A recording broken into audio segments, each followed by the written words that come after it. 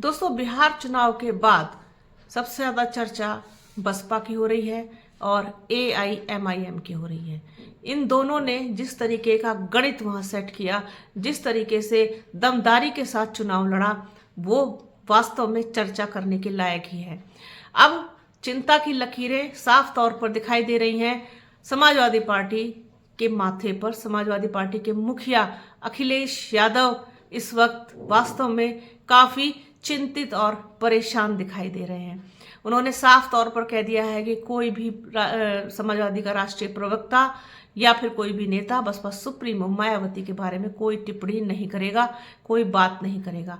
जिस तरीके से उन्होंने बिहार में बसपा ने और अमीम ने चुनाव लड़ा है, वो बहुत ही ज़्यादा कहना चाहिए कि नोटिस करने वाली चीज़ है। बसपा ने एक सीट जीतकर वहां खाता खोल लिया और इस उम्मीद को जिंदा रखा कि बसपा में अभी बहुत दम बाकी है। साथ ही साथ कई सीटों पर बसपा नंबर 2 पर रही, कई सीटों पर नंबर 3 पर रही। बसपा का वोट परसेंटेज भी बढ़ा। बसपा के जो प्रत्याशी नंबर 3 पर रहे, उन्होंने त्रिकोणीय मुकाबला बना दिया उन सीटों पर, जिसके बाद भले ही जीत एनडीए के प्रत्याशी की हुई, लेकिन महागठबंधन को उन्होंने नाको चने चबवा दिए, इसमें कोई शक नहीं है। 1.02% से बढ़ करके 1.62% वोट शेयर हो गया बसपा का बिहार में। बहुत मजबूती के साथ चुनाव लड़ी बसपा और वास्तव में अगर सब कुछ ठीक होता तो और भी सीटें उनकी आ सकती थी। जैसे कि हम करगहर की बात करें तो करगहर में का जो प्रत्याशी थे वो बसपा के, वो बहुत ही ज़्यादा मजबूती के साथ चुनाव लड़े। लेकिन अब जो हो गया सो हो गया, जो बीत गई सो बात गई। अब आगे क्या करना है उस पर फोकस करना है।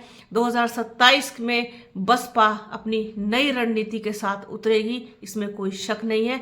अगर इसी तरीके से दमदारी के साथ उसने चुनाव लड़ा तो डेफिनेटली मुसीबत, परेशानी, सिरदर्द वो समाजवादी पार्टी के लिए ज़्यादा पैदा करेगी। और इसी बात की चिंता कहीं ना कहीं अखिलेश यादव को अब सताने लगी है कि समाजवादी पार्टी का आखिरकार होगा क्या, क्योंकि महागठबंधन जिस तरीके से परफॉर्म कर रहा है उसने मतलब बहुत कोई अच्छा नहीं किया है, तो इसलिए उससे बहुत ज़्यादा उम्मीदें भी नहीं की जा सकती हैं। तो बसपा बहुत मजबूत लड़ी बिहार में और 2027 उत्तर प्रदेश में भी बहुत मजबूत और दमदार चुनाव लड़ेगी। आज के इस वीडियो में फिलहाल इतना ही।